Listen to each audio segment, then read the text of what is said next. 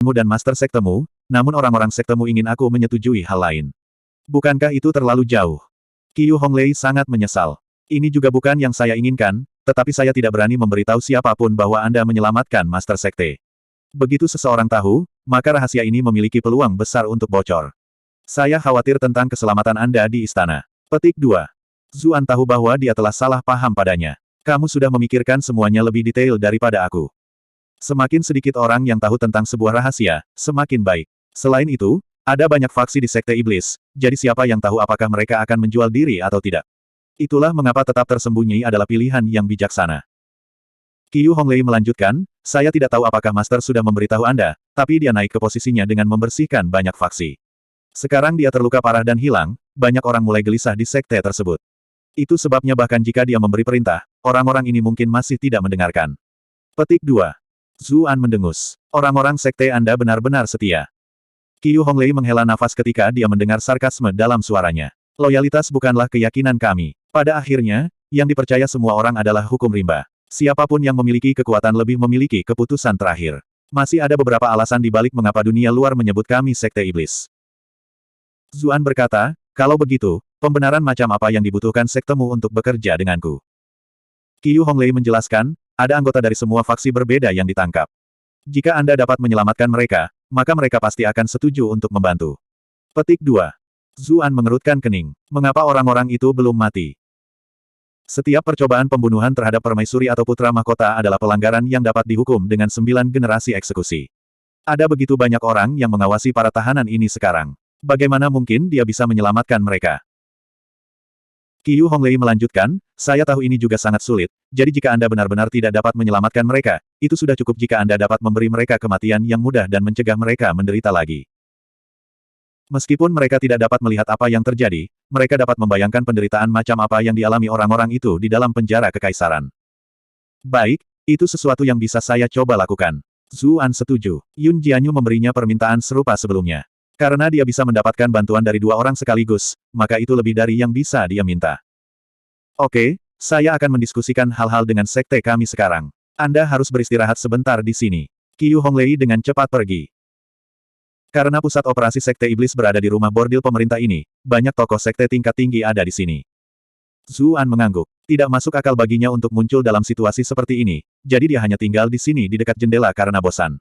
Tiba-tiba, dia terkejut melihat sesuatu yang tidak terduga terjadi di bawah. Pipi Chu Yuzhao benar-benar merah, matanya kabur. Dia sudah mabuk. Lihat gadis bodoh ini. Apakah Anda tidak tahu berapa banyak alkohol yang bisa Anda toleransi? Anda datang ke rumah bordil dan menyia-nyiakannya. Qin Guangyuan mengerutkan kening. Yuzhao masih terlalu muda. Dia tidak bisa minum banyak, seperti yang diharapkan. Cheng Gang tertawa dan segera berkata, Nona Suang Yue, Tuan Muda Chu sedang mabuk, jadi tolong bawa dia ke dalam untuk beristirahat. Kamu lebih baik merawatnya dengan baik. Petik 2. Nyonya Suang Yue tersipu. Dia berkata dengan takut-takut, mampu melayani Tuan Muda Chu adalah keberuntunganku. Matanya melirik ke arah Chu Yuzhao dari waktu ke waktu, dengan sempurna menunjukkan pesona femininnya. Jangan sentuh aku. Chu Yuzhao tanpa sadar mendorongnya menjauh. Namun, seluruh tubuhnya lemah karena minum, jadi dia tidak memiliki kekuatan untuk mendorongnya pergi sama sekali. Tuan Muda, saya akan membawa Anda ke dalam untuk beristirahat. Suang Yue berkata dengan suara lembut. Jawab Chu Yuzhao dengan samar. Cheng Gang tercengang oleh kecantikan keduanya saat mereka bersebelahan. Dia bahkan merasa bahwa Chu Yuzhao yang lembut dan cantik sedikit lebih memikat daripada Suang Yue. Dia merasakan gelombang panas melonjak di dalam perutnya. Haruskah saya menyelinap ke ruangan nanti dan bergabung dalam aksi? Dia sudah menjadi pelanggan tetap Suang Yue, jadi dia tidak boleh menolak, kan? Tapi status Tuan Muda Chu ini agak istimewa. Jika berita ini keluar, maka itu akan menjadi sangat merepotkan. Apa-apaan ini? Kenapa aku mengejar seorang pria? Ini semua salah anak ini karena terlalu tampan.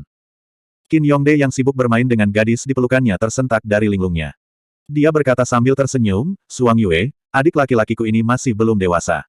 Anda harus lebih lembut dengannya nanti. Petik 2. Tidak, jangan, Chu Yuzhao bergumam, menolak tanpa sadar. Namun, suaranya yang lemah benar-benar diabaikan.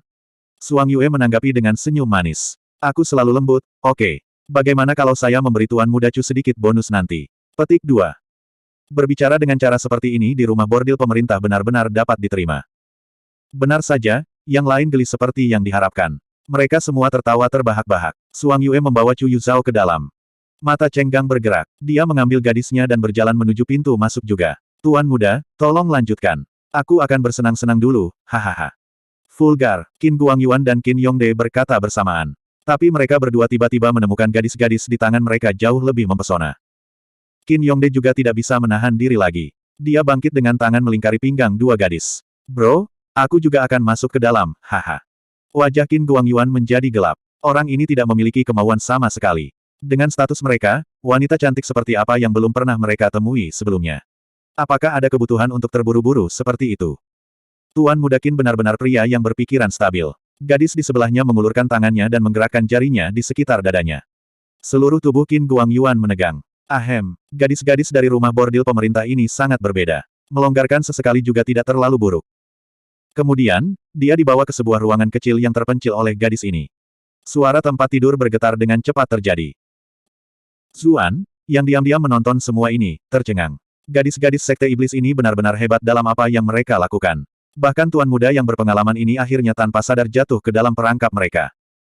Langkah kaki yang ringan dan lembut terdengar saat ini. Suang Yue tiba di belakangnya. Tuan muda, saya sudah menidurkan Tuan muda Chu. Haruskah saya mengatur seseorang untuk melayaninya? Petik 2. Chu Yuzhao adalah adik ipar Zuan, jadi dia ingin memintanya untuk memastikan. Tentu saja, tidak mungkin dia melakukannya sendiri. Dia memiliki lebih dari cukup gadis di bawahnya untuk menyelesaikan perbuatannya. Tidak perlu. Saya sendiri yang akan menjenguknya. Melayaninya dengan gadis lain. Bukankah masalah cross-dressing-nya akan benar-benar terungkap? Dia tidak bisa tidak bertanya, apakah kamu memperhatikan sesuatu aneh tentang tubuhnya? Dia bertanya-tanya apakah terjadi sesuatu ketika Suang Yue membawanya ke dalam. Lagi pula, itu karena dia secara tidak sengaja menyentuhnya sehingga dia menemukan ada sesuatu yang salah. Aneh. Suang Yue bingung. Apa yang Tuan Muda bicarakan? Zuan menghela nafas lega ketika dia melihat bahwa dia tidak memperhatikan apapun. Tidak apa. Anda harus melakukan apa yang perlu Anda lakukan. Aku akan menjaganya. Oke, Suang Yue memiliki ekspresi aneh di wajahnya. Pria ini datang jauh-jauh ke rumah bordil, namun dia tidak peduli dengan keindahan sama sekali dan malah pergi mengunjungi adik iparnya. Jangan bilang dia suka pria. Tapi Tuan Muda Chu memang tampan. Saya mungkin juga tergerak jika saya laki-laki.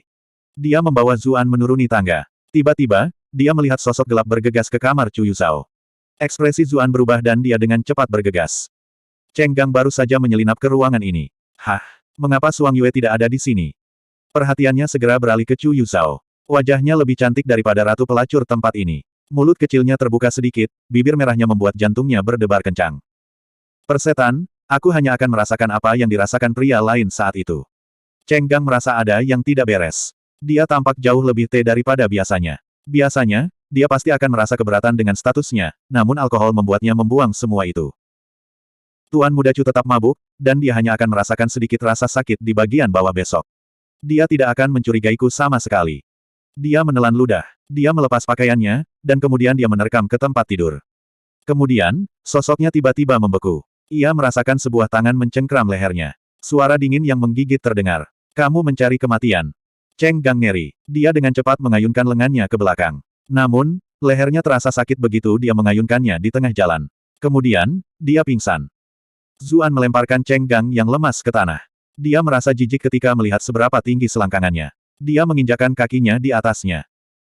Bahkan saat tidak sadarkan diri, Cheng Gang masih meringkuk kesakitan seperti udang.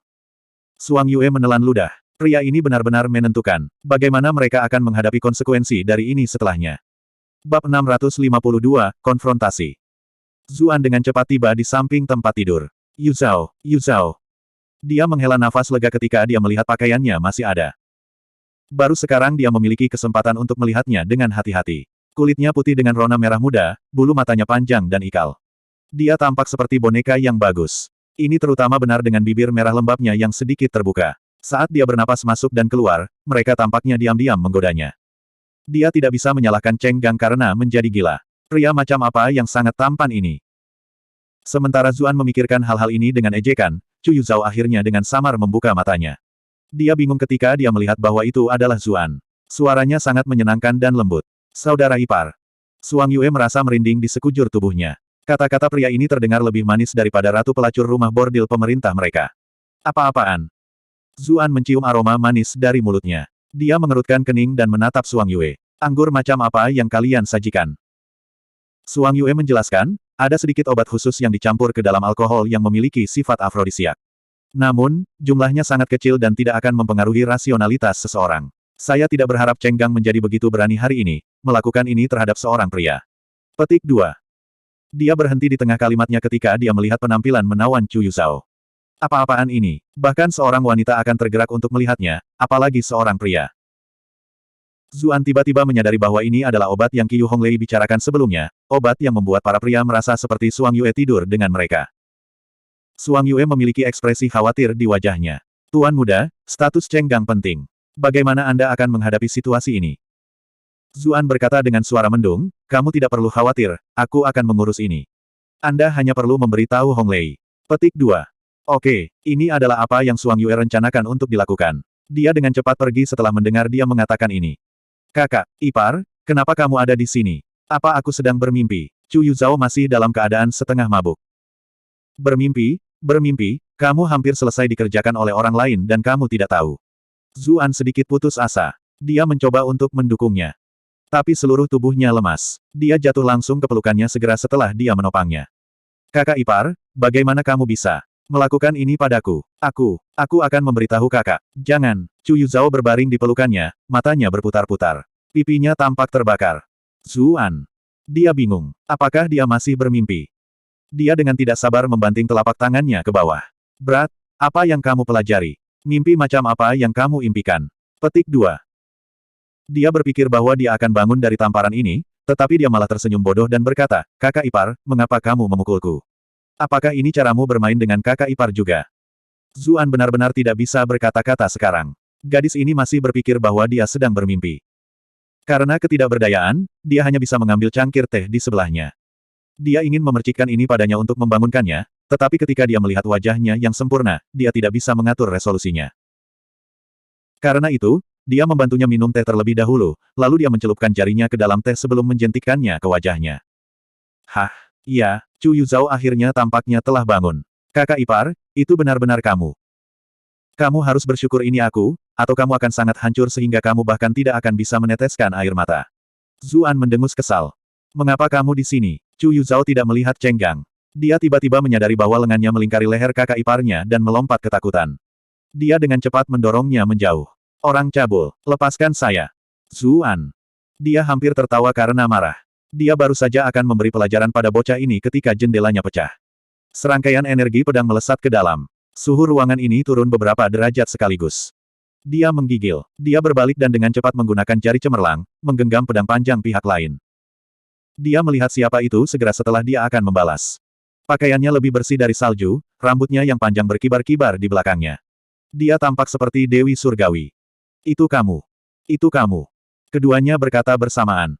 Kakak, Chu Yuzhao dengan cepat berlari ke sisinya dan bersembunyi di belakangnya. Dia menatap Zuan dengan waspada.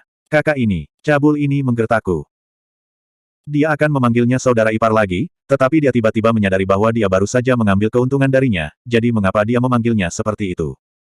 Apa yang sedang terjadi? Cucuyan menatap Zuan dengan bingung. Meskipun dia masih kesal dengan masalah pagi itu, dia menolak untuk percaya bahwa Zuan akan melakukan hal seperti ini. Melihat bahwa dia tidak langsung menyalahkannya, Zuan merasa hatinya melunak. Istri saya masih peduli dengan saya. Dia memutar matanya dan dengan tidak sabar menunjuk ke Cheng Gang di sebelahnya. Seorang crossdresser datang ke rumah bordil dan mabuk sampai dia berbaring di tempat tidur seperti babi mati. Tapi tidak peduli seberapa bagus pakaiannya, bahkan jika dia berpakaian seperti laki-laki, dia tetap saja menyalakan cabul ini. Dia menyelinap saat dia tidak sadar untuk bergerak, tapi aku menghentikannya. Bocah ini tidak memiliki rasa malu dan memfitnah dermawannya. Petik 2. Cheng Gang. Pada saat ini, Chu Yuzhao melihat yang ada di lantai. Ekspresinya berubah.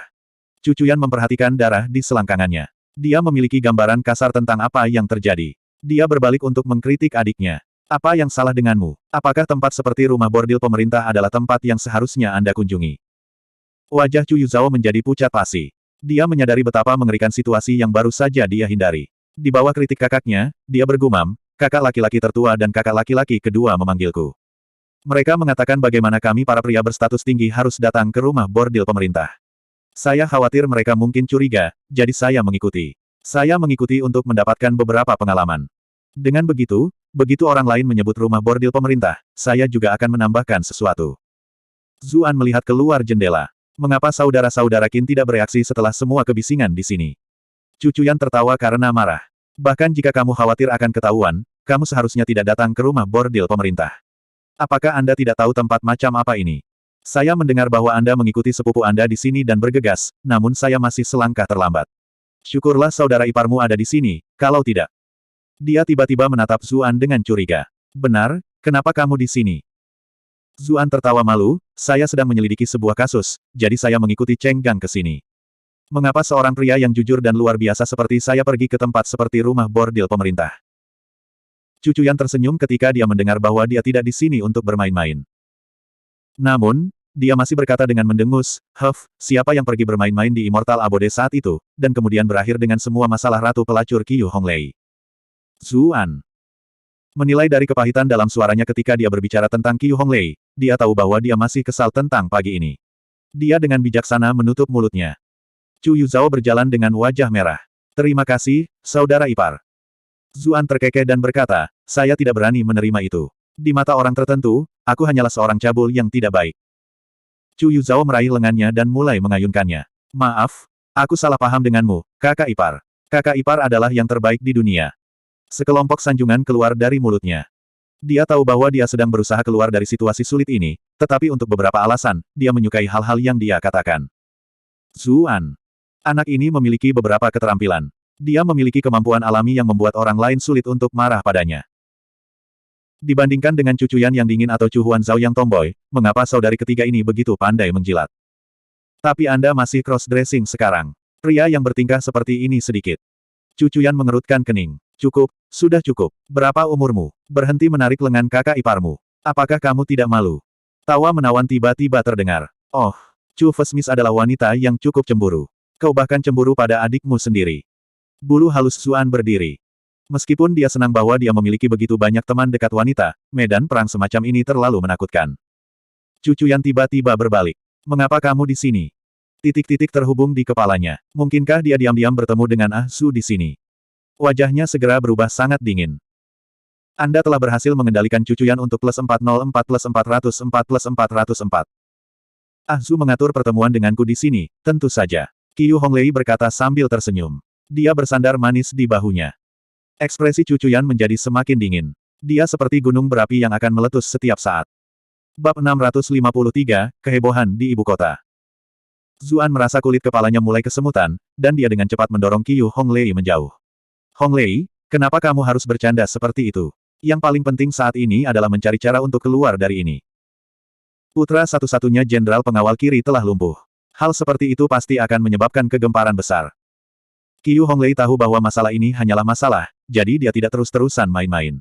Saya sudah memastikan bahwa tuan muda dari klan Qin sama-sama tertidur. Mereka tidak akan bangun untuk beberapa waktu. Tidak heran tidak ada dari mereka yang bergegas, terlepas dari semua kebisingan.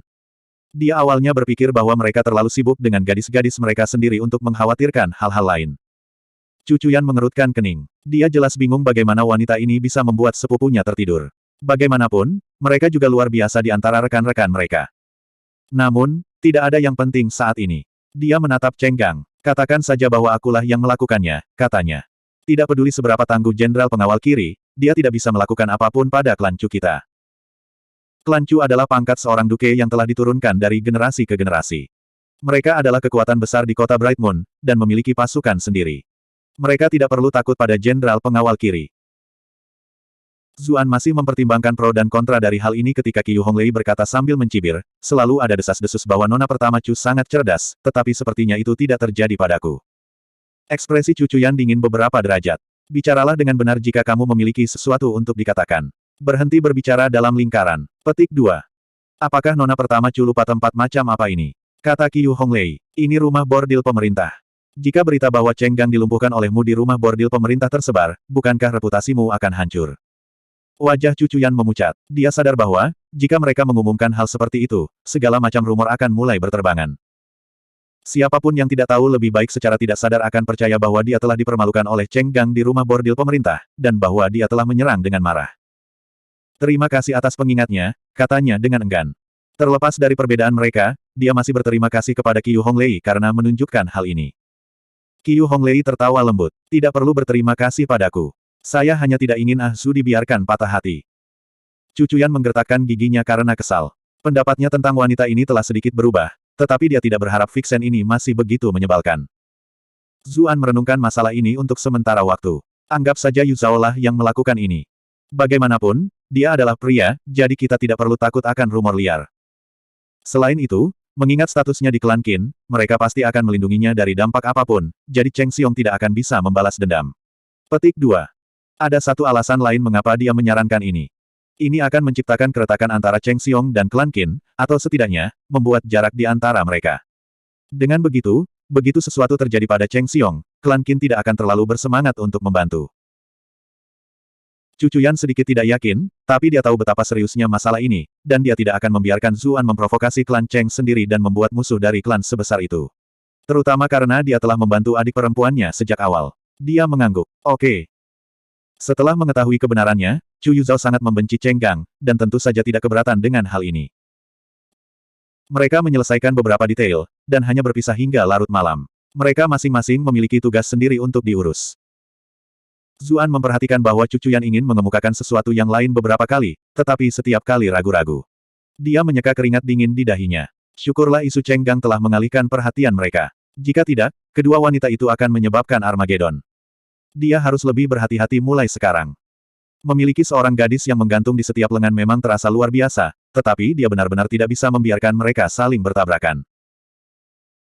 Begitu dia kembali ke Istana Kekaisaran, dia memanggil utusan token perak dan perunggu yang ditugaskan sementara oleh Zuxi Cixin kepadanya, dan memberi mereka berbagai perintah. Keesokan paginya, berita yang sama sedang dibahas di seluruh ibu kota. Jika ada Twitter di dunia ini, berita ini akan menjadi topik trending nomor 1. Malam sebelumnya, putra satu-satunya Jenderal Pengawal Kiri, Cheng Gang, dilumpuhkan di rumah bordil pemerintah. Jenderal Pengawal Kiri adalah seorang jenderal berpangkat tinggi. Tidak hanya dia bertanggung jawab atas penjaga kekaisaran di dalam istana, posisinya juga penting. Cheng Gang adalah salah satu orang paling menonjol dari generasinya di ibu kota. Ketika seseorang seperti itu lumpuh, bagaimana mungkin itu tidak menimbulkan kegemparan? Semua orang berasumsi bahwa Jenderal Pengawal Kiri akan meledak dalam kemarahan dan dengan kejam menebas orang yang bertanggung jawab. Bagaimanapun, Cheng Gang adalah putra satu-satunya, dan dia biasanya menyayanginya. Siapapun yang memotong garis keturunannya dengan cara seperti itu pasti akan menimbulkan murka penuh. Anehnya, Cheng Xiong tetap diam, dan tidak mengamuk. Para pejabat di Istana Kekaisaran merasakan ada sesuatu yang salah, dan mereka semua mulai menyelidiki masalah ini secara pribadi. Di dunia ini, tidak ada dinding yang kedap suara. Tak lama kemudian, mereka menemukan bahwa Cheng Gang tidak pergi ke rumah bordil pemerintah sendirian. Dia telah pergi dengan tuan muda dari klan Qin. Mungkinkah tuan muda dari klan Qin telah melakukan ini? Ini adalah rumah bordil yang sedang kita bicarakan. Mereka mungkin bertengkar karena seorang gadis. Tidak heran Cheng Xiong tidak berani membalas dendam. Klan Qin jauh lebih kuat dari klan Cheng. Di masa lalu, Cheng Xiong bahkan adalah bawahan penatua Qin. Para pejabat ini percaya bahwa mereka telah menemukan kebenaran, tetapi segera setelah itu, berita yang meledak-ledak keluar. Ternyata Cheng Gang telah tergila-gila, dan benar-benar mengejar tuan muda klan Chu. Pada akhirnya, tuan muda Chu inilah yang melumpuhkannya. Cheng Gang benar-benar menyukai pria. Bukankah aku sudah menyebutkan sebelumnya bahwa Cheng Xiong terus menatap pantatku? Sepertinya seluruh keluarga mereka seperti ini. Tes, kenapa kamu tidak melihat ke cermin sesekali? Tuan muda Chu sangat tampan. Tidak heran Cheng Gang tidak bisa mengendalikan dirinya sendiri. Heh, nona pertama Chu adalah dewi yang diakui publik, dan adik laki-lakinya juga sangat luar biasa.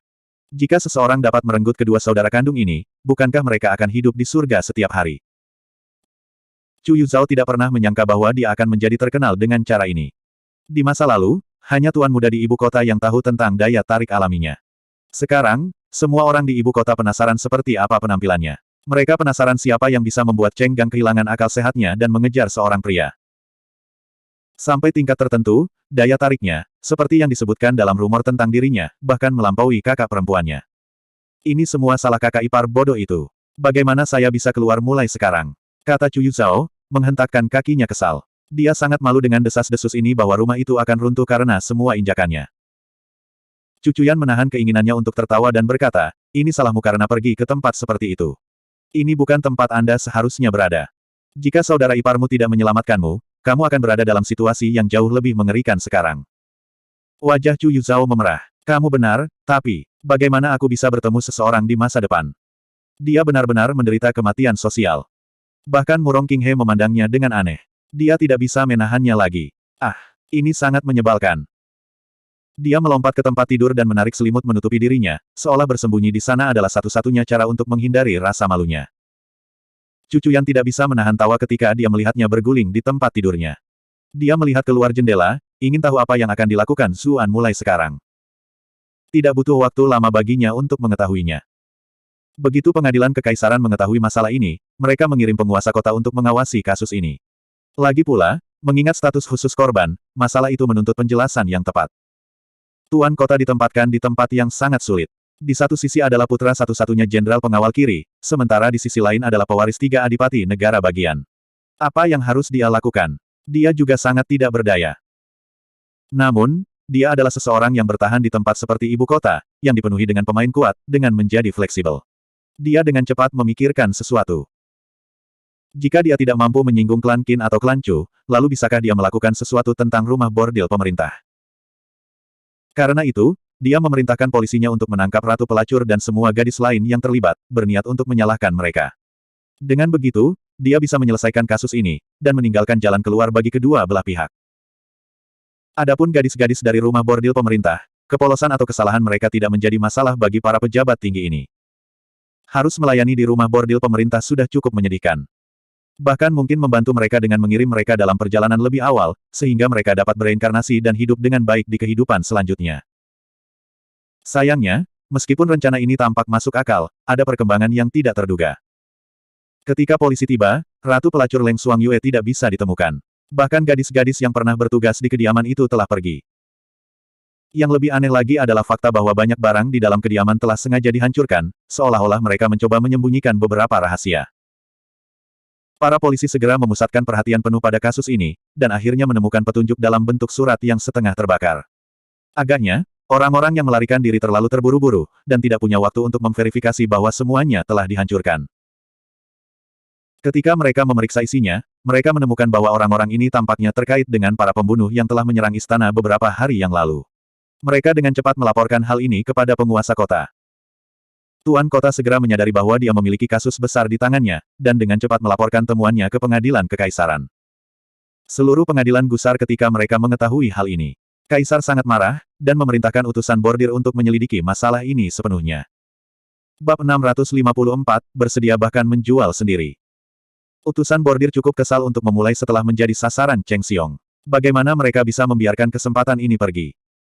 Segera setelah itu, utusan bordir menangkap Cheng Gang. Pada awalnya, Cheng Gang bersikeras bahwa dia tidak tahu apa-apa, tetapi semua orang tahu bahwa dia dekat dengan Ratu Pelacur Xuangyue itu, tinggal di sisinya hampir setiap malam. Siapa yang akan percaya padanya jika dia mengatakan bahwa mereka tidak ada hubungannya satu sama lain? Utusan bordir dengan demikian melakukan penyiksaan, spesialisasi mereka, untuk memberi pelajaran kepada Cheng Gang. Kemudian, pengakuan diperoleh dari Cheng Gang di bawah siksaan. Dia mengaku membocorkan berita kepada si pembunuh, dan itulah sebabnya para pembunuh bisa menyerang dengan mudah. Zuxi Cixin belum melepaskan mereka. Dia melanjutkan penyelidikannya. Segera setelah itu, dia menemukan bahwa Cheng Xiong adalah orang yang menghasut semua ini, bahwa dia sudah dibeli oleh para pembunuh. Zuan mendecakkan lidahnya heran ketika dia mendengar semua ini.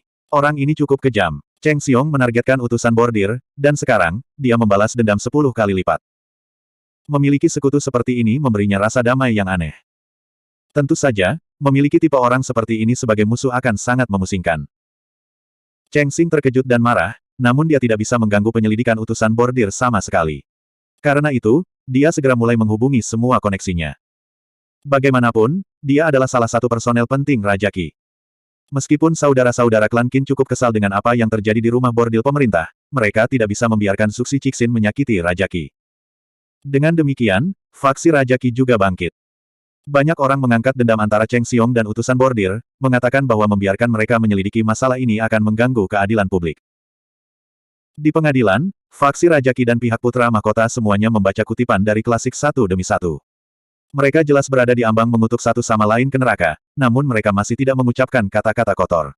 Itu benar-benar sangat mengesankan.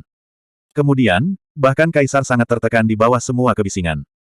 Karena itu, dia memerintahkan Komandan Kehakiman dan Keamanan untuk menyelidiki kasus ini bersama utusan bordir, sehingga melibatkan 3 departemen.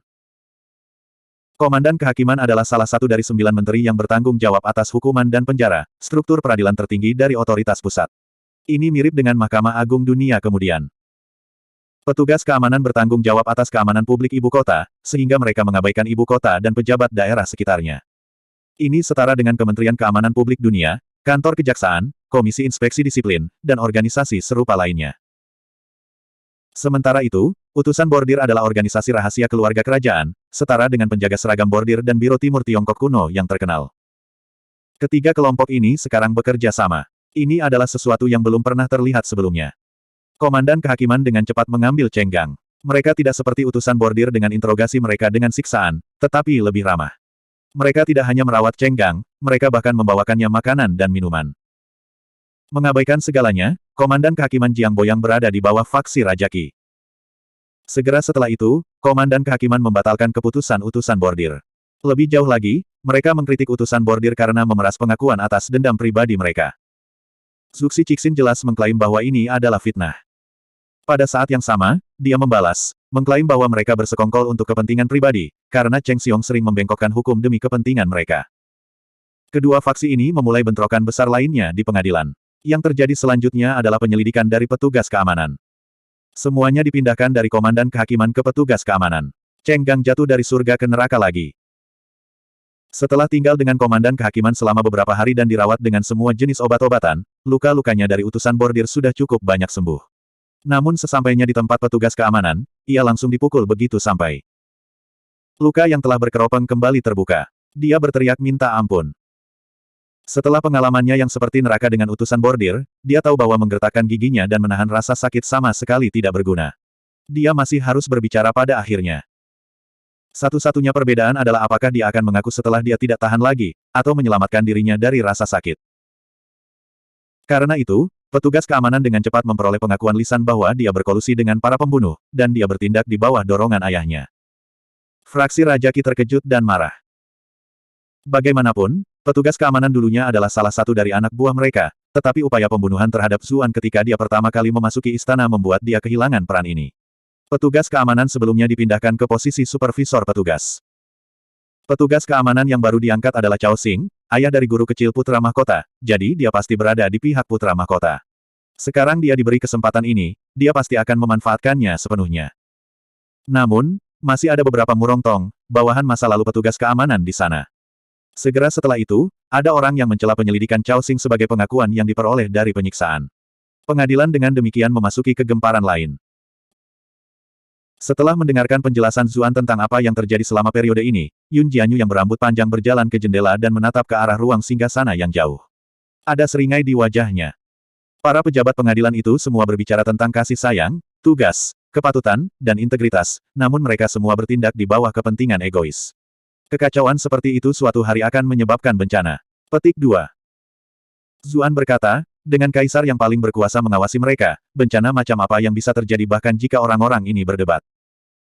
Yun Jianyu berkata dengan suara yang dalam, tapi kaisar masih akan binasa suatu hari nanti. Zuan terkejut. Dia bertanya, bagaimana kamu begitu yakin? Yun Jianyu menjawab, selalu ada desas-desus bahwa kaisar terluka parah dari pertempurannya melawan Kaisar Qin, sampai-sampai menurunkan umurnya. Namun, tidak ada yang tahu apakah ini nyata atau tidak. Ketika saya melawannya, saya menjadi yakin bahwa dia memang terluka. Tapi itu apa? Hanya sepersekian detik. Zuan tidak bisa menahan diri untuk tidak mengatakannya dengan ejekan. Anda telah berhasil mengendalikan Yun Jianyu untuk +444 +444 +444. Yun Jianyu memberinya tatapan kesal. Kenapa pria ini terkadang sangat menyebalkan? Beberapa saat kemudian, dia berkata dengan kesal, dengan kultivasi kaisar, saya tidak akan bisa lolos jika dia tidak terluka. Zuan terkejut. Kamu sudah menjadi Grandmaster, tetapi bahkan kamu tidak bisa lolos. Apakah perbedaannya begitu besar? Mengapa mereka memanggilnya Earth Immortal? Sampai tingkat tertentu, dia sudah setengah abadi. Bagi kita semua, bahkan yang terbaik pun masih fana. Jelas ada perbedaan besar. Nada bicara Yun Jianyu membawa sedikit ketidakberdayaan. Pada saat yang sama, matanya penuh kerinduan terhadap alam kultivasi itu.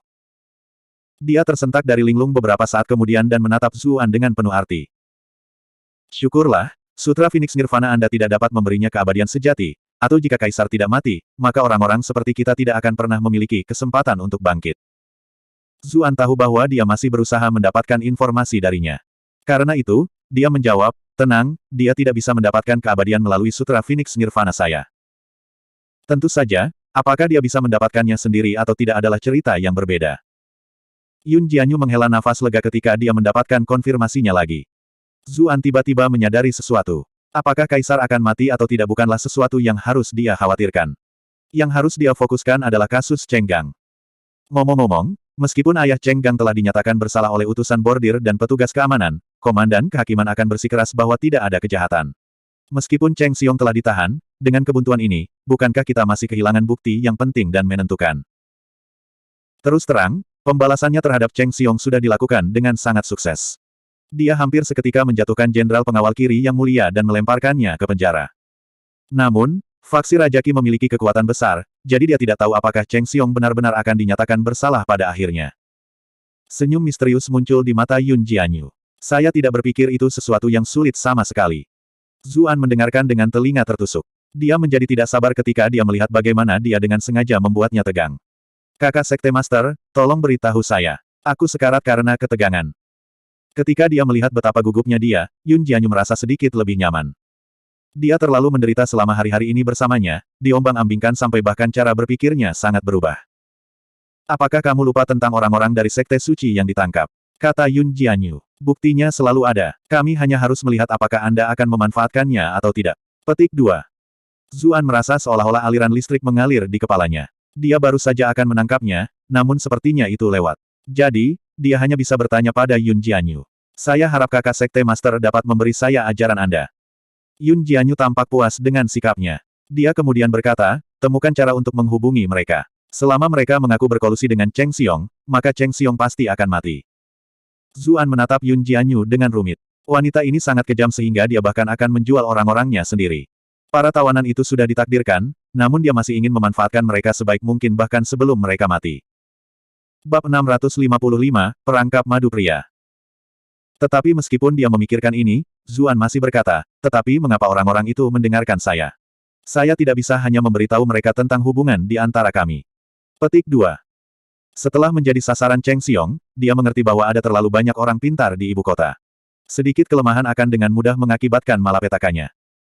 Zuxi Cixin saat ini sedang mencari Yun Jianyu, dan Kaisar juga sangat peduli tentang ini. Dia tidak ingin membawa bencana ke dirinya sendiri. Selain itu, dia tidak bisa mengunjungi tawanan Sekte Iblis dengan statusnya sebagai utusan bordir. Satu-satunya yang tahu tentang identitas ini adalah Yun Jianyu dan Qiyu Honglei. Dia bisa mempercayai mereka, tetapi dia tidak berani mengambil risiko ini dengan orang lain di Sekte Iblis. Kamu tidak perlu mengekspos hubungan kita. Yun Jianyu terdiam beberapa saat sebelum berkata, kamu bisa bertemu mereka dengan identitas aslimu. Katakan bahwa Honglei mempercayakan Anda tugas menyelamatkan mereka. Mereka akan mempercayaimu. Mengapa? Zuan terkejut. Yun Jianyu berkata, ada beberapa di antara para tawanan yang akan mengenalimu, misalnya, Api Soliter. Dia bahkan menangkapmu sebelumnya dalam perjalanan ke ibu kota. Jadi itu orangnya. Zuan memiliki kesan tentang dia. Saat itu, Solitary Eight itu cukup kuat ketika mereka datang untuk menangkapnya. Sayangnya, kemudian Solitary Ice dibunuh oleh Mosquito Taoist, dan sekarang Solitary Fire juga menjadi tawanan. Dia tidak tahu bagaimana keadaan orang lain sekarang. Yun Jianyu melanjutkan, ada satu orang lain yang mungkin pernah kamu temui sebelumnya di Bright Moon City. Kakak senior Honglei, Gu Yuyi, sepertinya dia juga telah ditangkap. Ah, pria itu. Aku ingat dia. Zuan ingat bahwa dia bahkan mencoba berpura-pura menjadi Chen Xuan. Pada akhirnya, yang palsu bertemu dengan yang asli. Dia dipukuli cukup parah saat itu. Dia adalah muridmu juga. Sepertinya kamu tidak pandai memilih murid. Untuk beberapa alasan, Zuan merasa agak kesal. Mengapa kecantikan yang luar biasa seperti itu menerima seorang murid laki-laki? Saya memiliki beberapa murid seperti dia. Yun Jianyu memutar matanya. Sekte suci berakar di banyak tempat yang berbeda, jadi wajar saja jika aku menumbuhkan kekuatanku sendiri untuk memperkuat posisiku. Menerima murid adalah salah satu cara termudah untuk membuat orang lain berada di bawah sayapku, jadi mengapa tidak? Zuan menghela nafas dan berkata, menjadi muridmu sungguh menyedihkan. Mereka semua ada untuk digunakan. Saya sangat mengasihani Honglei saya. Petik 2. Yun Jianyu berkata dengan tenang, fakta bahwa mereka menjadi muridku berarti mereka memperoleh lebih banyak sumber daya daripada sebelumnya. Apa yang menyedihkan tentang melakukan apa yang seharusnya mereka lakukan? Selanjutnya, Honglei berbeda dari yang lain, dia adalah murid inti saya. Hanya dia sendiri yang mengolah rahasia kultivasi saya yang sebenarnya. Petik 2. Zuan memutar matanya. Akan lebih baik jika kamu tidak meneruskan teknik wanita bodohmu yang belum menikah.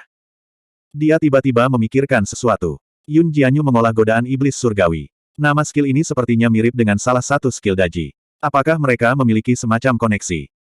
Mereka berdua teknik yang menawan. Mungkin mirip. Apa telah melakukan? Anda mengatakan, ketika dia mendengar kata-kata wanita bodoh yang belum menikah, kelopak mata Yun Jianyu melompat. Anda telah berhasil mengendalikan Yun Jianyu untuk plus 999 plus 999 plus 999. Jelas bahwa kata-kata ini memiliki kekuatan penghancur yang luar biasa terhadapnya. Zuan buru-buru mengubah topik pembicaraan. Ngomong-ngomong, ketika aku menyelamatkan Hong Lei, aku melihat salah satu ahli sektemu ditangkap oleh Cheng Xiong. Dia tampaknya menjadi orang yang bertarung melawan guru putra mahkota yang lebih rendah di Istana Timur saat itu. Petik 2. Yun Jianyu tidak bisa tetap marah ketika dia mendengar bahwa dia sedang membicarakan sesuatu yang penting. Dia menjawab, dia adalah sesepuh sekte kami Sun Luzhen. Dia adalah orang terhormat yang juga setia dan berbakti kepadaku. Sedikit melankolis muncul di antara alisnya ketika dia berbicara tentang dia. Dia menderita kerugian besar kali ini selama pembunuhan Istana Kekaisaran ini. Saya dapat memberitahu.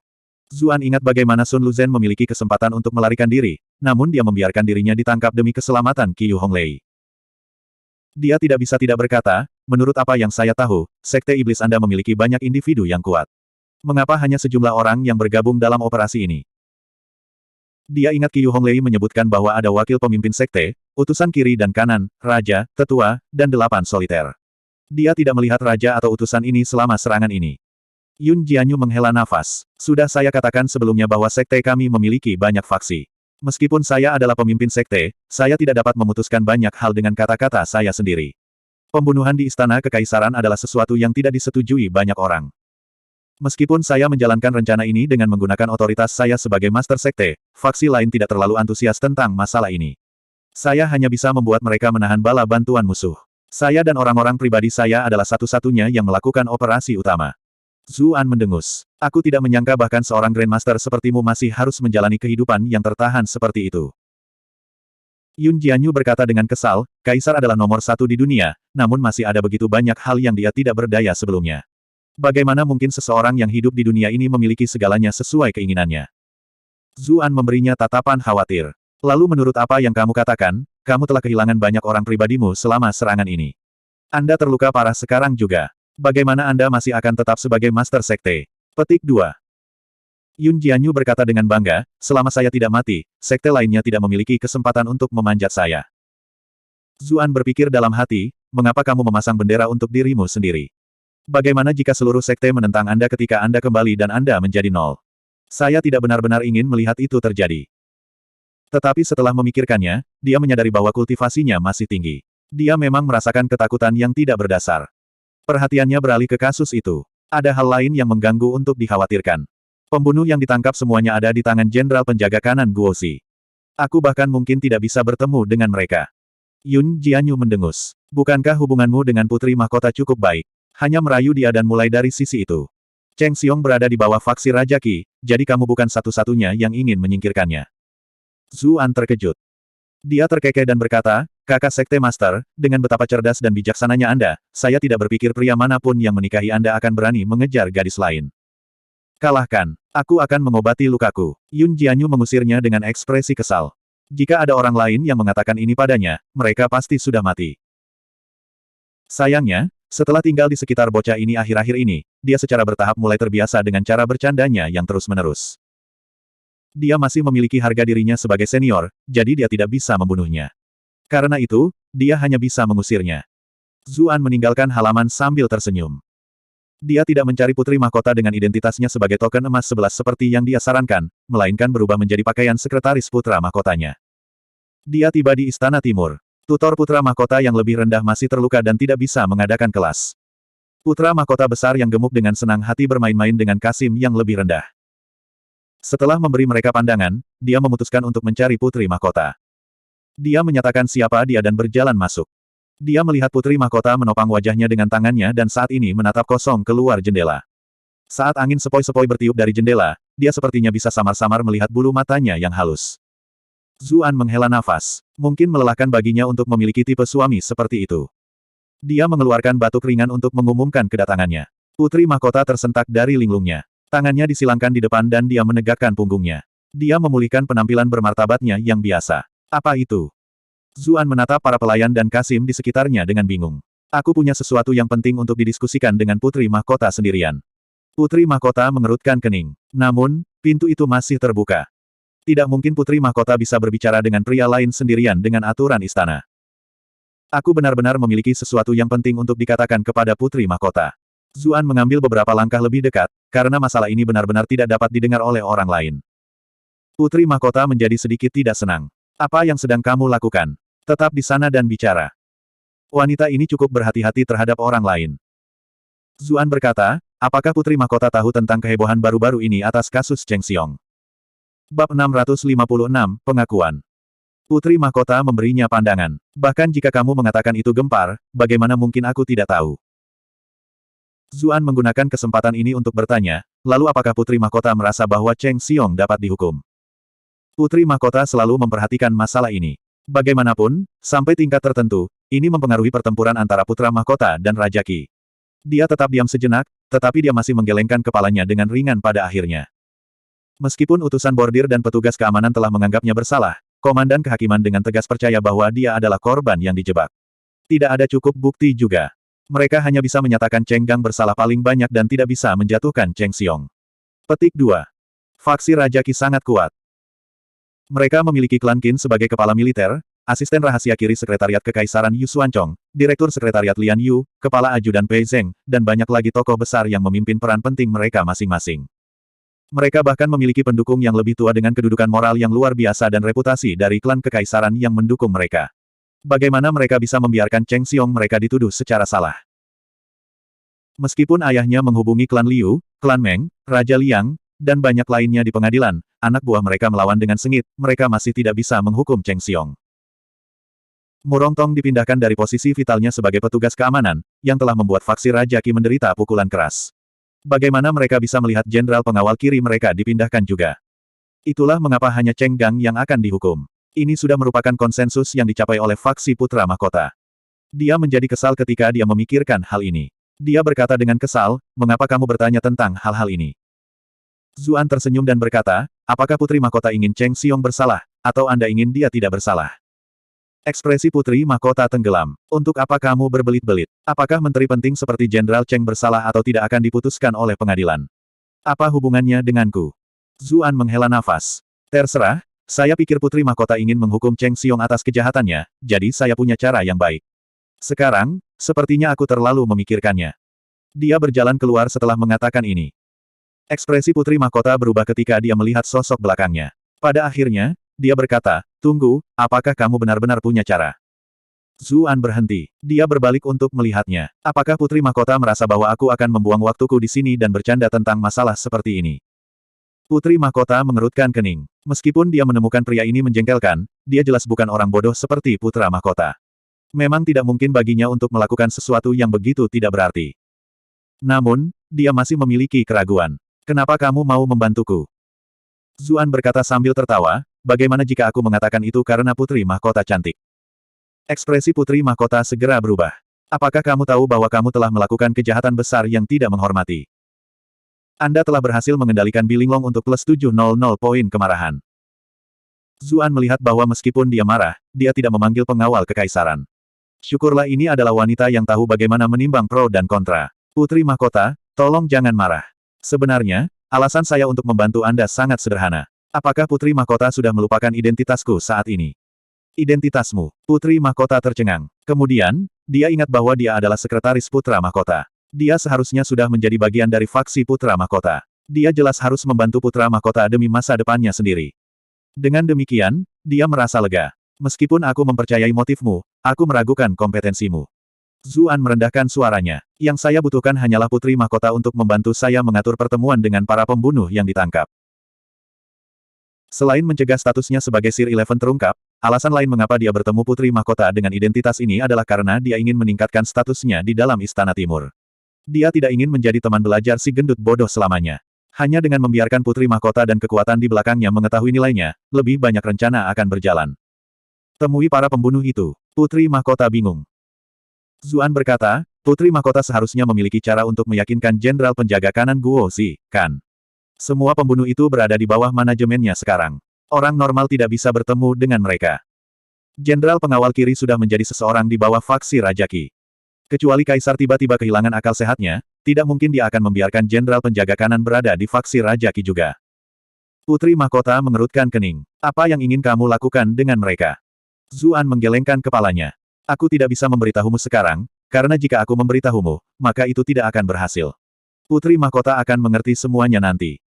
Putri Mahkota memberinya pandangan. Dia mulai berpikir sendiri. Beberapa saat kemudian, bibir merahnya terbuka lagi. Baiklah, aku bisa mengatur pertemuan.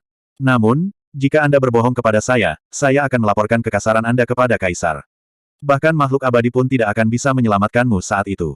Petik 2. Zuan tersenyum. Aku tidak akan mengecewakan Putri Mahkota.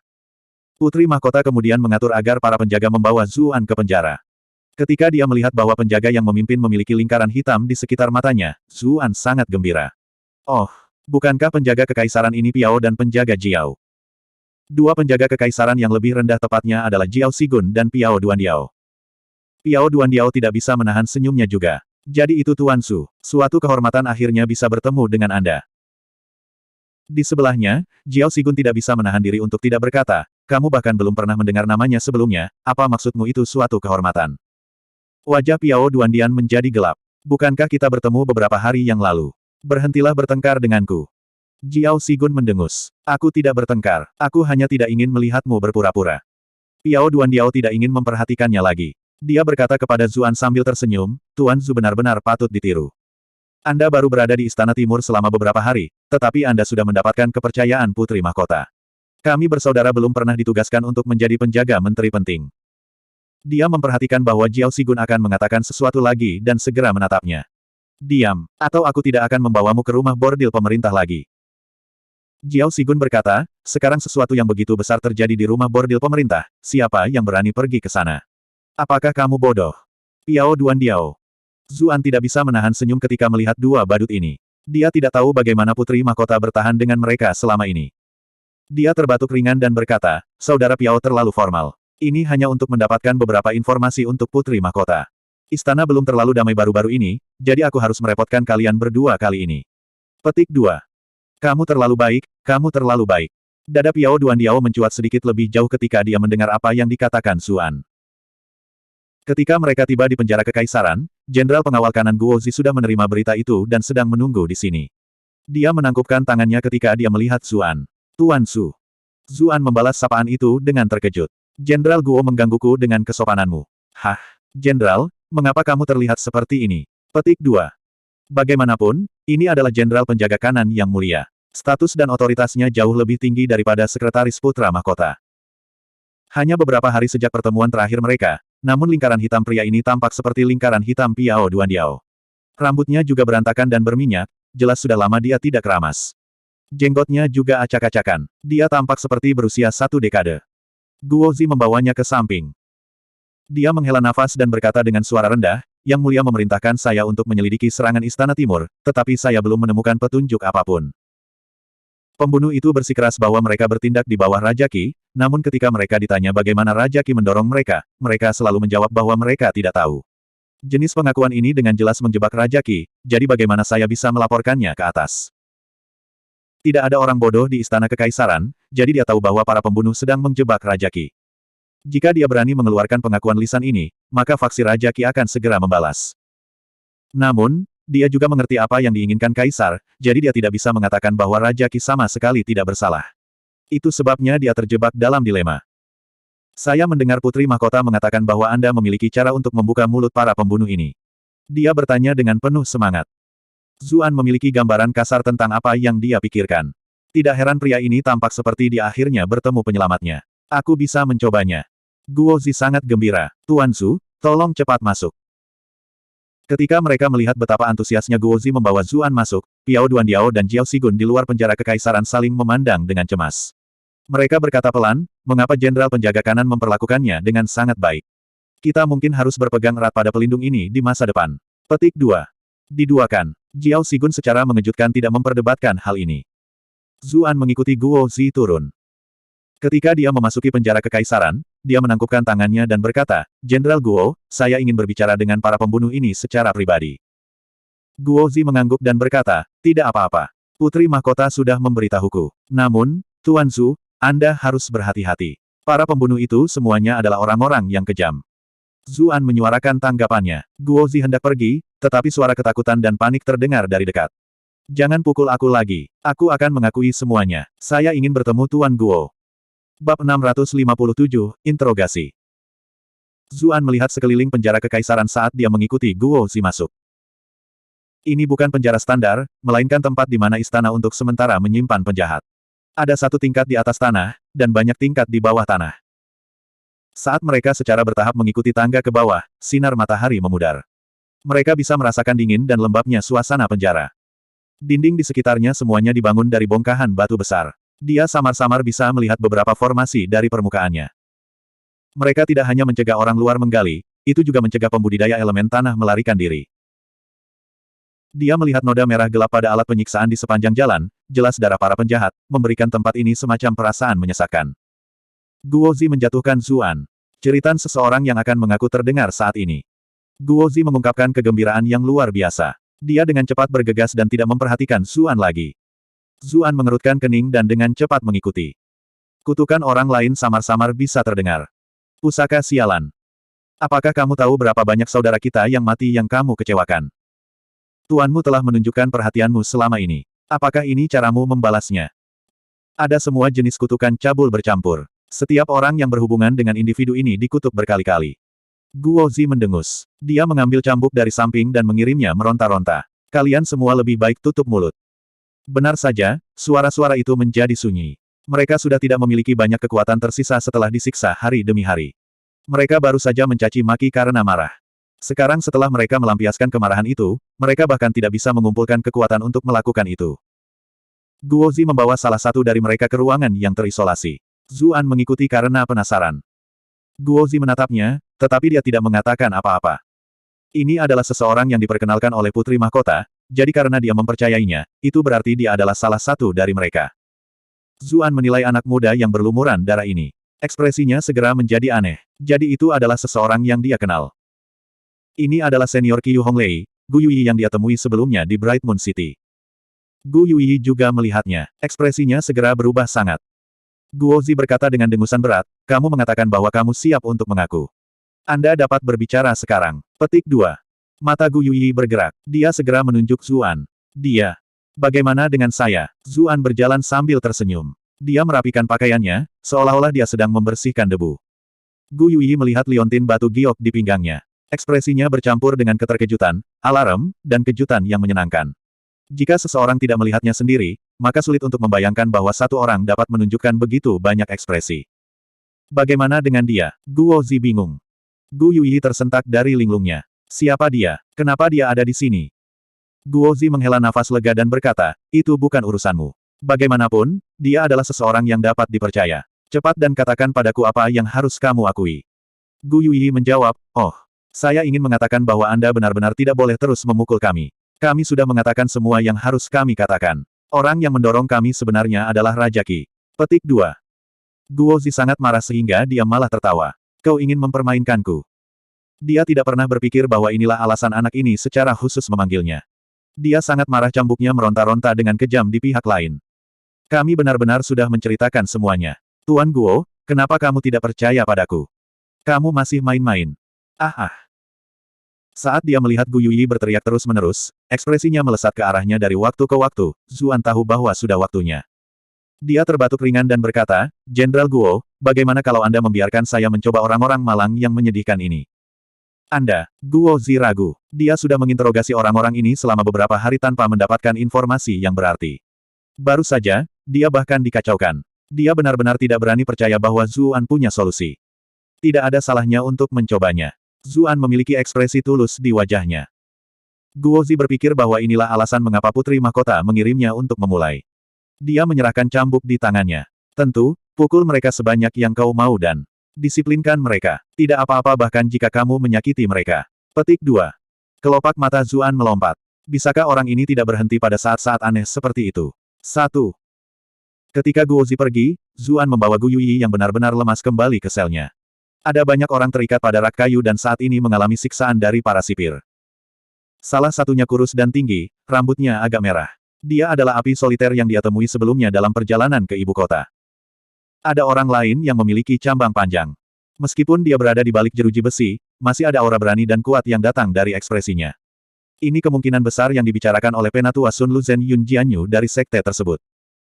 Ada beberapa orang lain yang berserakan di sel lain. Mereka berlumuran darah, tidak diketahui apakah mereka masih hidup atau mati. Zuan merasa kagum pada mereka. Meskipun dia mengejek sekte iblis karena menjadi tentara bayaran yang egois, orang-orang ini sudah mengalami begitu banyak siksaan, namun mereka tetap tidak menjual Yun Jianyu. Sepertinya mereka masih memiliki keyakinan mereka sendiri. Kamu pengkhianat, kamu berani kembali. Yang tua ini tidak akan membiarkanmu pergi bahkan jika kamu menjadi hantu. Sun Luzhen sangat marah ketika dia melihat Gu Yuyi sehingga dia ingin menjatuhkan dirinya. Rantai di tubuhnya berdentang dengan suara, seolah-olah dia bisa lepas kapan saja. Kamu masih bertingkah. Cambuk seorang sipir dilempar. Sun Luzhen menjerit sedih dan tidak berani melawan lagi. Dia hanya menatap Gu Yuyi dengan kejam. Gu Yuyi hendak mengatakan sesuatu, tapi dia ragu-ragu. Dia menatap Zuan dan sipir di dekatnya. Pada akhirnya, dia tidak mengatakan apa-apa. Zuan menatap aneh pada cambuk di tangan sipir. Ada beberapa formasi yang menutupinya. Tampaknya mirip dengan cambuk Huan Zhao dan bisa memperbesar rasa sakit. Tidak heran bahkan orang tangguh seperti Sun Luzhen tidak bisa bertahan. Solitary Fire juga perlahan membuka matanya. Ketika dia melihat Zua, matanya dipenuhi dengan keterkejutan. Kamu, untuk apa kau menatapku? Pernahkah Anda melihat seseorang yang begitu tampan sebelumnya? Zuan segera mengacungkan cambuk yang diberikan Guozi, membuatnya menelan kata-katanya kembali. Kemudian, dia berkata kepada sipir di sebelahnya. Kalian semua harus keluar. Saya akan berbicara dengan mereka secara pribadi. Dipahami, para sipir itu sudah menerima perintah mereka. Mereka menurunkan perintah dan dengan cepat menarik diri. Ketika para sipir itu pergi, Solitary Fire memuntahkan seteguk ludah berdarah. Pah, sialan semua. Saya tidak berharap keberuntungan naik dan turun seperti ini, bahwa saya akhirnya akan mati di bawah tangan Anda. Jika Anda ingin membunuh atau menyiksa saya, lakukan apa yang Anda mau. Petik 2. Anda telah berhasil mengendalikan api soliter untuk plus 999 poin kemarahan. Jelas bahwa dia berpikir bahwa Zuan sekarang membalas dendam atas apa yang terjadi dalam perjalanan ke ibu kota. Gu Yuyi dengan cepat berkata, Tuan Api telah salah paham. Dia bukan musuh, melainkan seseorang yang dikirim oleh orang suci. Dia segera menyadari bahwa liontin giok yang dibawa Zuan adalah milik Qiyu Honglei. Itu sebabnya dia berubah pikiran di tempat. Orang suci. Api soliter tercengang. Dia ingat bahwa orang suci itu memang ramah dengan pria ini. Dia menjadi bingung sesaat. Sun Luzhen, yang diikat ke tiang kayu, menatap Gu Yuyi dengan marah. Bocah bodoh, omong kosong macam apa yang kamu semburkan. Orang suci apa? Aku belum pernah mendengar tentang dia. Zuan tidak bisa menahan tawa. Penatua Sun adalah karakter yang galak. Anda tidak mau melepaskan apapun bahkan dalam situasi seperti ini. Petik 2. Napas Sun Luzhen terhenti saat mendengar namanya dipanggil. Dia menatap Zuan. Siapa kamu sebenarnya? Solitary Fire berkata, Zuan, anak dengan sutra Phoenix Nirvana itu. Sun Luzhen tiba-tiba mengerti. Dia telah mendengar sedikit tentang masalah ini. Zuan dengan santai duduk di bangku terdekat. Memang Honglei yang memintaku untuk datang. Karena kami berteman, saya datang untuk membawa beberapa kata-katanya. Petik 2. Gu Yuyi merasa sedikit cemburu ketika mendengar betapa intimnya Zuan menyebut Qiyu Honglei. Bagaimanapun, ini adalah junior yang dia kagumi sejak lama, namun dia selalu memperlakukannya dengan dingin. Sekarang, dia bahkan memberikan liontin gioknya kepada orang ini. Tetapi ketika dia berpikir tentang bagaimana dia harus bergantung pada orang ini di masa depan, dia menekan pikirannya yang tidak bahagia. Apa yang ingin dia katakan pada kita? Sun Luzhen bertanya karena penasaran. Zuan berkata, apakah kalian semua tahu mengapa kalian harus bersikeras bahwa Raja Qi yang menghasut kalian, namun orang-orang ini menolak untuk mempercayainya? Itu karena Anda semua hanya tahu cara menyerang Raja Qi, namun Anda tidak membicarakan detailnya. Bagaimana orang-orang ini berani melaporkan sesuatu yang tidak dapat diandalkan seperti ini ke atas? Aku datang untuk mengajarimu cara menangani masalah ini dengan benar. Jadi ini dia. Sun Luzhen menghela nafas. Tidak heran mereka tidak mempercayai kami, tidak peduli apa yang kami katakan dan terus memukuli kami hari demi hari. Tidak peduli seberapa keras tulangku, aku juga akan hancur. Solitary Fire memberinya tatapan penasaran. Lalu apa rincian ini? Apa yang harus kita katakan? Zuan kemudian menjelaskan kepada mereka bagaimana Cheng Xiong menggunakan putranya Cheng Gang, mengirimnya ke rumah bordil pemerintah untuk menghubungi Suang Yue. Dia menjelaskan semuanya kepada mereka dengan hati-hati secara rinci. Yang lain mengangguk dalam hati. Gu Yuyi sendiri mengajukan pertanyaan penting. Tuan Muda Su, kita bisa mengatakan hal-hal ini, tetapi begitu kita mengatakannya, kita tidak akan berguna. Istana mungkin akan mengeksekusi kita. Apakah Anda punya cara untuk menyelamatkan kami? Matanya terbakar sengit saat dia melihat Zuan. Bab 658, Pendekatan Awan Badai. Zuan tersenyum dan berkata, tentu saja ada cara untuk menyelamatkan kalian semua. Sebenarnya, hidup Anda penting jika Anda mengatakannya, dan tidak penting jika Anda mengatakan tidak. Untuk bangsawan pengadilan, yang lebih mereka pedulikan adalah perjuangan mereka dengan faksi Raja Qi, mereka tidak peduli dengan hidup Anda. Itulah mengapa disinilah letak kesempatan Anda untuk hidup. Setelah melihat bagaimana Gu Yuyi hampir menjual rakyatnya sendiri, dia tidak berani mengatakan bahwa tidak ada cara untuk menyelamatkan mereka. Kalau tidak, tidak mungkin anak ini mau bekerja sama. Dia bahkan mungkin menjualnya sebagai gantinya. Itulah mengapa dia hanya bisa menggunakan alasan ini untuk meyakinkannya terlebih dahulu. Namun, dia mengecewakan Sun Luzhen dan Solitary Fire, memberi mereka kebahagiaan palsu.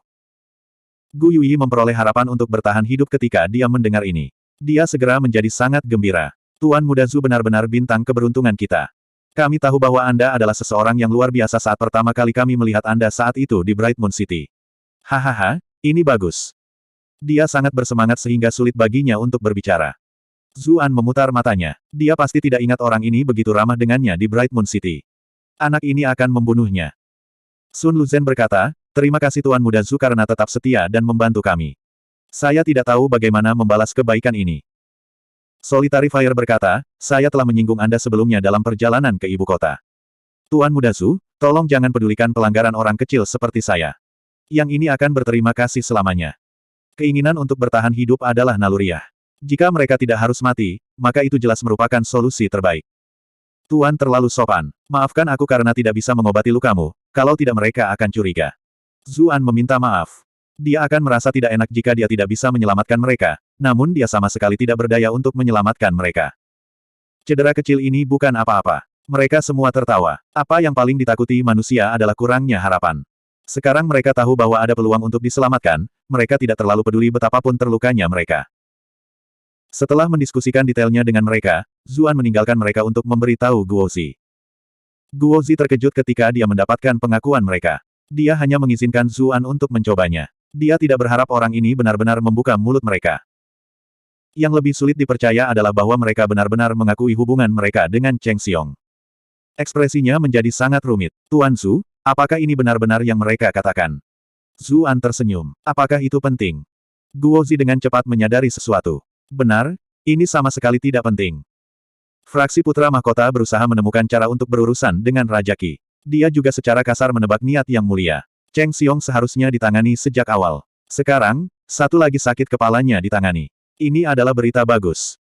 Dia segera menjadi terinspirasi ketika dia memikirkan hal ini. Terima kasih, Tuan Zhu. Tuan Zhu pasti akan menjadi subjek kelas 1 setelah masalah ini berlalu. Petik 2. Semua ini diselidiki oleh Tuan Guo. Itu tidak ada hubungannya denganku. Zuan berkata dengan senyum penuh arti. Guozi tercengang, tetapi dia segera menyadari apa yang terjadi. Pihak lain tidak ingin mengungkapkan bakatnya. Dia malah memberi saya semua kontribusi. Tetapi ketika dia memikirkannya, ini juga masuk akal. Latar belakang Zuan masih dangkal, jadi menyinggung faksi Raja Qi dengan sangat buruk belum tentu merupakan hal yang baik. Namun, ini benar-benar berbeda baginya. Dengan statusnya, dia dapat dengan sempurna mencerna semua kontribusi ini. Dia tidak perlu khawatir tentang pembalasan Raja Qi sama sekali. Dia sangat gembira pada pergantian peristiwa. Saudara Zhu membawakan saya hadiah yang luar biasa. Jika ada yang bisa saya lakukan untuk membantu saudara ini, katakan saja padaku. Petik 2. Tentu saja, dia masih harus menginterogasi mereka sendiri sekali lagi untuk memastikan. Namun, kata-katanya saat ini masih tulus. Zuan mencibir ke dalam. Anda mengatakan tuan ini tuan itu beberapa saat yang lalu, dan sekarang kita tiba-tiba bersaudara. Saudara Guo berbicara terlalu serius. Saya akan membutuhkan Sir Guo untuk menjaga saya di istana di masa depan. Dia mengikuti ini, memanggilnya saudara juga. Meskipun teman-teman cuaca cerah ini tidak dapat diandalkan di saat krisis, mereka masih bisa membantu dalam beberapa hal kecil ketika kepentingan selaras. Baginya, ini sudah cukup.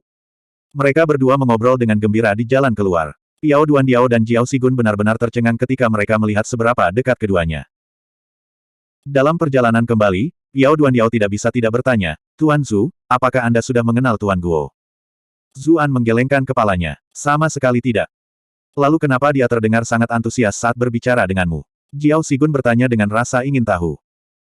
Zuan tertawa dan berkata, apa yang bisa saya katakan, saya pria yang ramah secara alami. Bukankah kalian berdua merasa dekat denganku saat pertama kali bertemu denganku juga? Tentu saja, tentu saja. Piao Duandiao tertawa meminta maaf. Hanya seorang idiot yang akan membantah dalam situasi seperti ini. Jiao Sigun juga menyuarakan persetujuannya. Dia tidak melakukan ini secara salah, tetapi karena dia benar-benar merasa sangat dekat dengan orang ini. Itu benar-benar aneh. Mereka seharusnya tidak bertemu sebelumnya, jadi mengapa mereka merasa begitu dekat? Mereka berdua berpikir dalam hati, bahkan Putri Mahkota begitu cepat menganggapnya penting, jadi sangat wajar bagi kami untuk merasa dekat dengannya. Mereka kembali ke Istana Timur, dan kemudian Zuan melaporkan hasilnya kepada Putri Mahkota. Putri Mahkota langsung tercengang. Dia dengan cepat memanggil ajudan terpercayanya untuk mengatur rencana mereka berikutnya. Sementara itu, Zuan dengan santai menunggu drama yang bagus terungkap. Dia kembali untuk memberitahu Yun Jianyu tentang situasi saat ini terlebih dahulu. Ketika dia mendengar bahwa Sun Luzhen dan yang lainnya sudah disiksa sampai-sampai mereka hampir tidak terlihat seperti manusia lagi, Yun Jianyu menarik napas dalam-dalam. Akulah yang menyakiti mereka. Dia bahkan memiliki keinginan untuk bergegas ke penjara untuk menyelamatkan mereka. Namun, dia dengan cepat menolak pemikiran ini. Kaisar sudah kembali ke istana, dan dia belum sepenuhnya pulih. Mengisi ke penjara kekaisaran sama sekali tidak ada artinya. Zuan melanjutkan, muridmu itu akan menumpahkan segalanya. Dia kemudian memberitahunya tentang bagaimana dia kebetulan melihat Gu Yuyi hampir mengkhianatinya. Kemudian, dia berkata, meskipun aku menipunya dengan mengatakan bahwa mereka dapat diselamatkan, dia tidak akan tertipu selama itu. Dia akan menjadi masalah cepat atau lambat. Ekspresi Yun Jianyu menjadi dingin. Kalau begitu bunuh saja dia agar dia tidak pernah bisa berbicara. Zuan tercengang. Ini adalah muridmu sendiri yang aneh. Kau akan membunuhnya begitu saja. Dia menatap wanita berambut panjang ini. Dia kemudian menyadari bahwa ini adalah Master Sekte Iblis yang legendaris, seorang pembunuh berdarah dingin. Selama sesi pengadilan pagi hari berikutnya, pejabat Putra Mahkota dengan cepat mengangkat kasus Cheng Gang. Ini tentu saja melibatkan Cheng Xiong. Anak buah Raja Qi bersikeras membela Cheng Xiong, sejauh mereka bersedia meninggalkan Cheng Gang. Awalnya, kedua belah pihak akan berdebat tanpa arti untuk sementara waktu, dan kemudian mereka akan berhenti begitu saja. Namun, faksi Putra Mahkota tiba-tiba mengeluarkan bukti fatal, pengakuan para pembunuh yang ditangkap. Mereka menjelaskan bagaimana mereka menggunakan rumah bordil pemerintah, serta hubungan ayah dan anak Cheng Xiong. Semua detailnya sangat jelas. Fraksi Raja Qi membantah satu demi satu pada awalnya, tetapi mereka hanya menjadi semakin tidak berdaya seiring berjalannya waktu. Itu karena mereka semua tahu betul bahwa para pembunuh itu ditangkap terlebih dahulu, dan kemudian masalah Cheng Gang terjadi setelahnya. Kecuali Jenderal Penjaga Kanan Guozi membocorkan informasi kepada mereka, tidak mungkin pengakuan para pembunuh itu akan cocok dengan itu.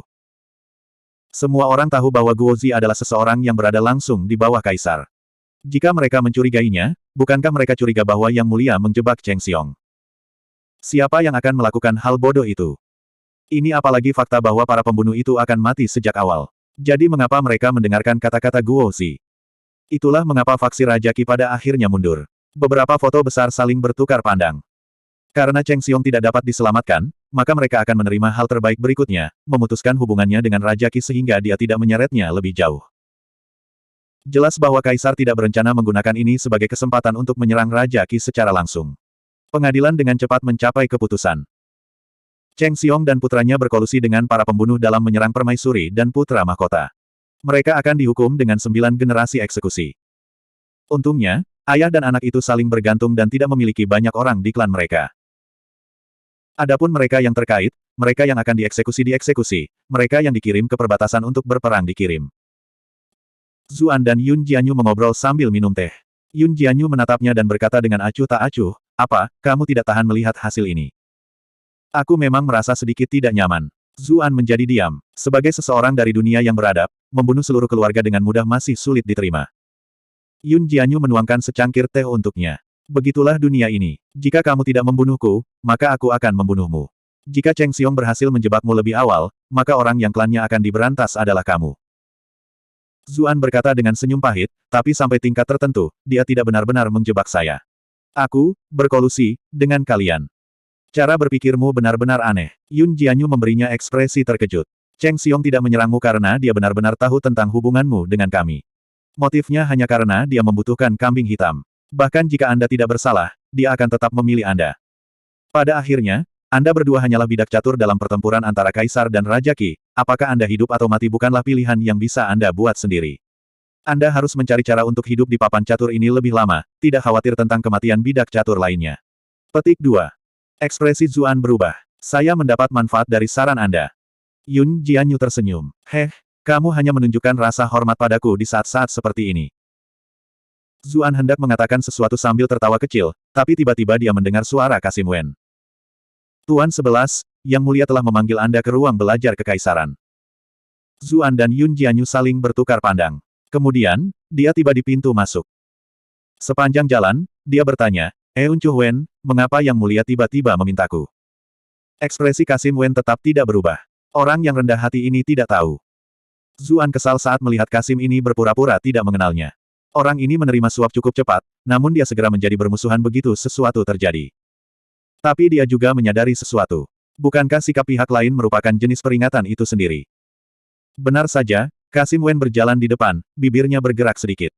Suasana hati Yang Mulia tampaknya sangat buruk hari ini. Tuan 11, Anda harus lebih berhati-hati. Petik 2.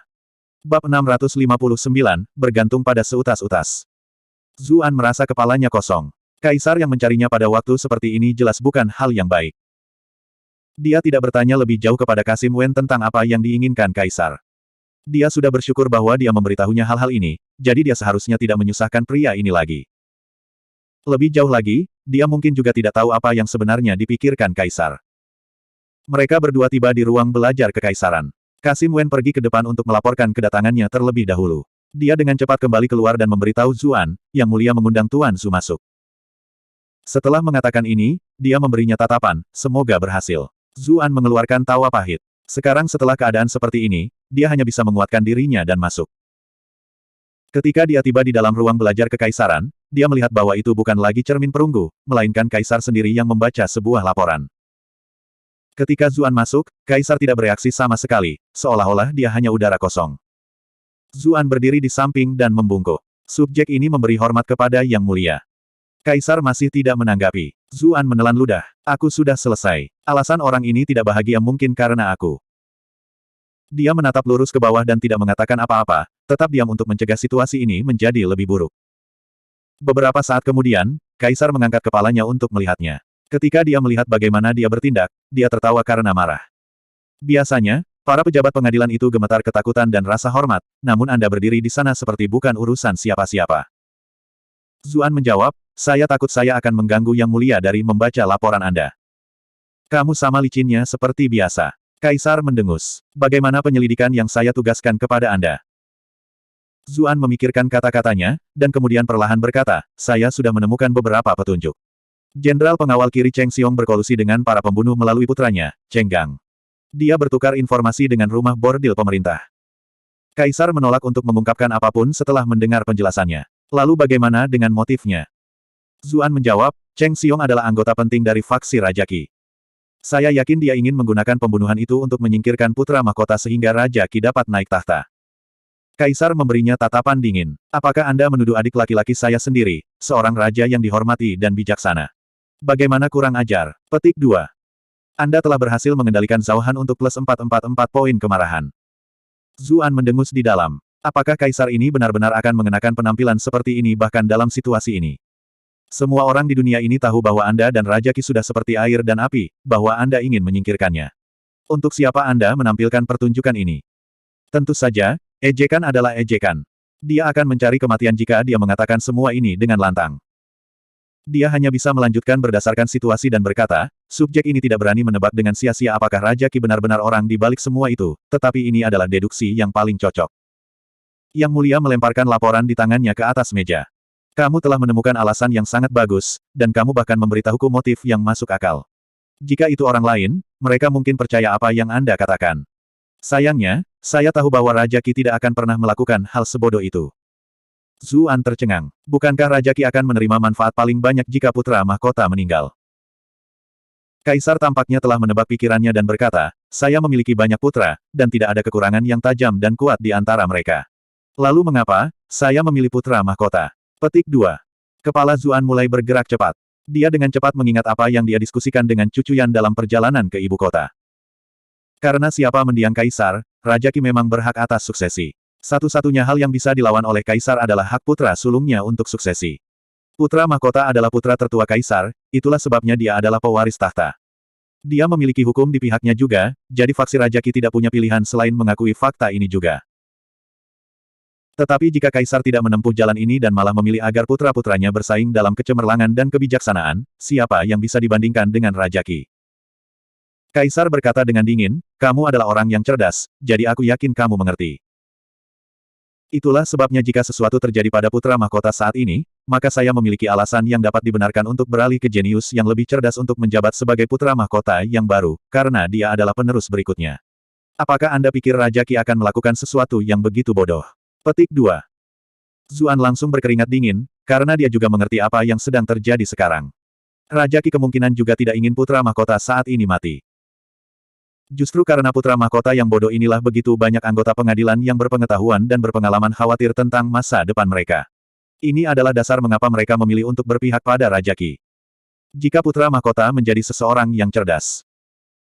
Tidak, bahkan jika dia hanya orang biasa, selama dia memiliki kemampuan untuk melestarikan karya para pendahulunya, lalu mengapa begitu banyak subjek pengadilan menguatkan diri mereka untuk berbenturan dengan yang paling kaisar yang kuat?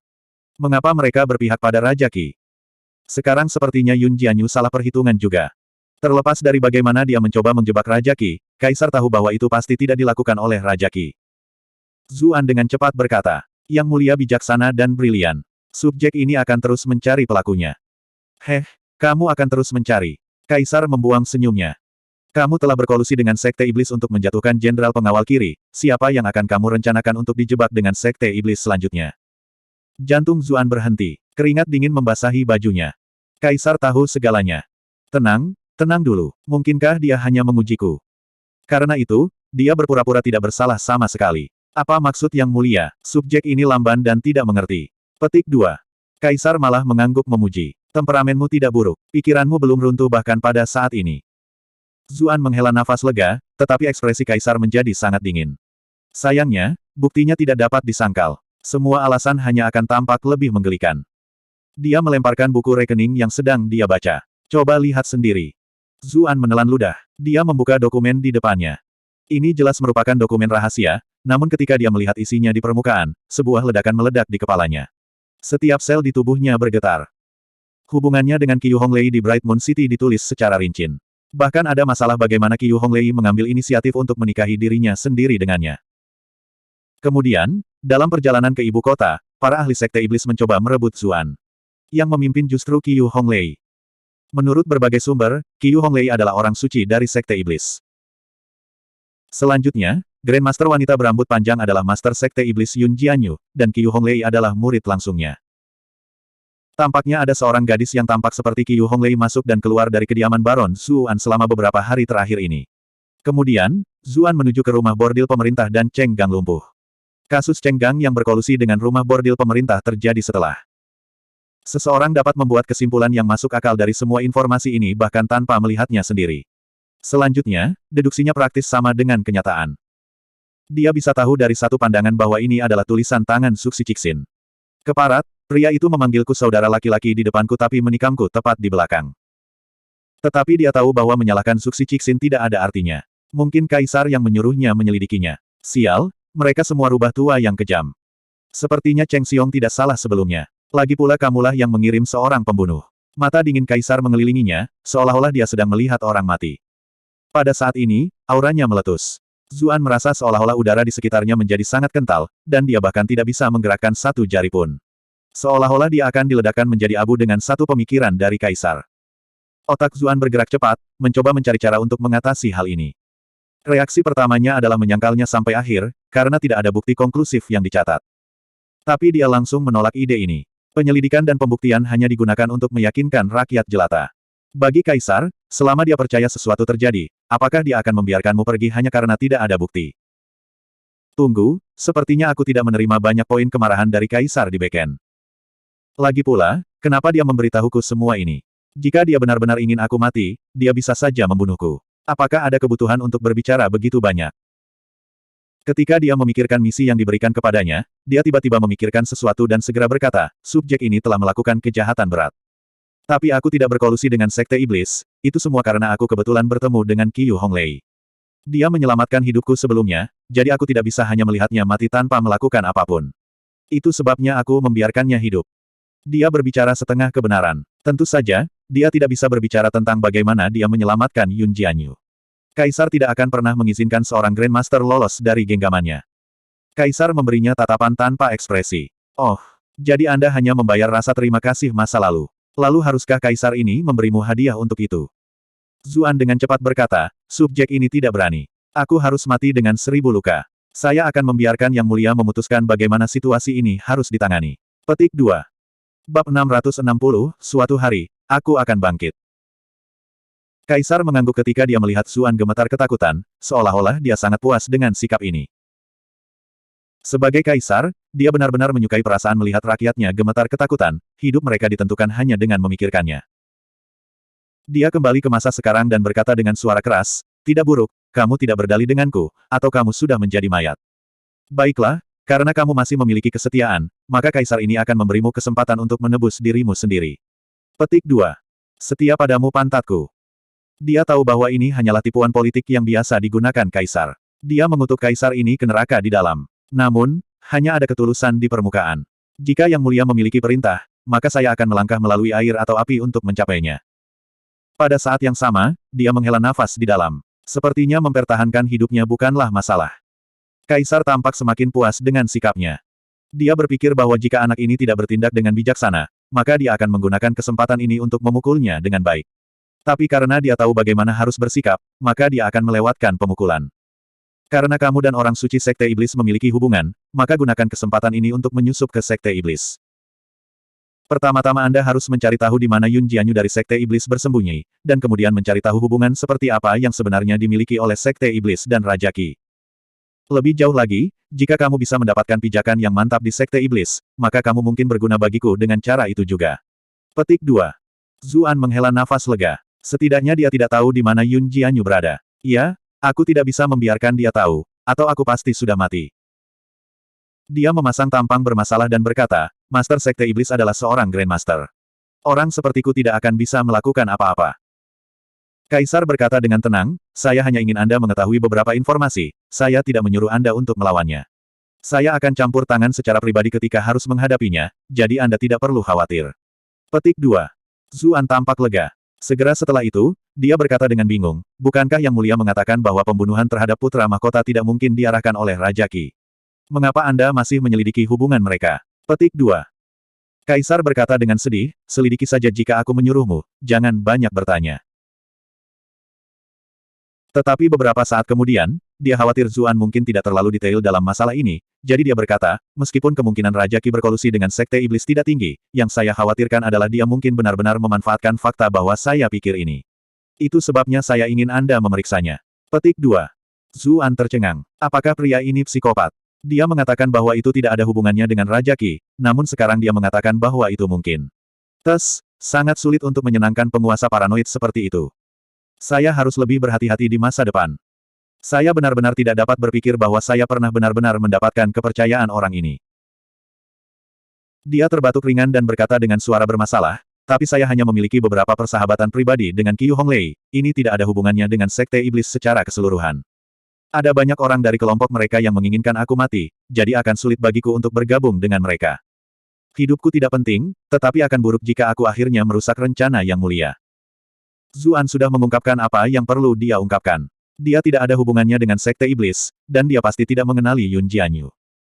Alis Kaisar mereda. Meskipun dia tahu bahwa anak ini menyanjungnya, dia masih menyukai apa yang dia dengar. Itu masalah yang mudah. Bukankah masih ada beberapa pembunuh Sekte Iblis yang dikurung? Cari tahu cara untuk menyelamatkan mereka. Sekte Iblis secara alami akan menghargai ini. Selanjutnya, dengan koneksi Anda ke Qiu Honglei, Anda dapat dengan mudah bergabung dengan mereka. Zuan tercengang. Nah, maukah Anda melihat itu? Terlepas dari apakah itu Qiu Honglei atau Yun Jianyu, mereka semua memohon padanya untuk menyelamatkan para tahanan itu. Itu sampai pada titik di mana mereka baik-baik saja dengan dia hanya mengakhiri hidup mereka tanpa rasa sakit jika dia tidak bisa menyelamatkan mereka. Tetapi Kaisar memberinya lampu hijau untuk menyelamatkan mereka. Apa yang harus dia khawatirkan? Kaisar mengerutkan kening ketika dia melihat bahwa dia berdiri di sana semua terpana. Apa? Tidak bisa melakukannya.